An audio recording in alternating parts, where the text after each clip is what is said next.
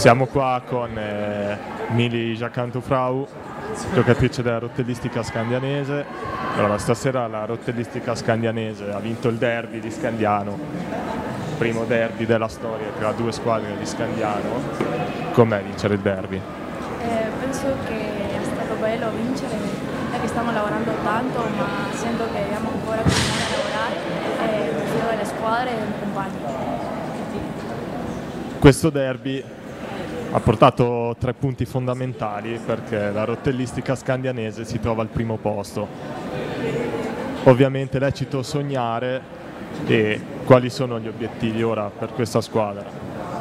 Penso che dobbiamo continuare così, che questa è la strada e arrivare alla finale. Va bene, grazie Mili.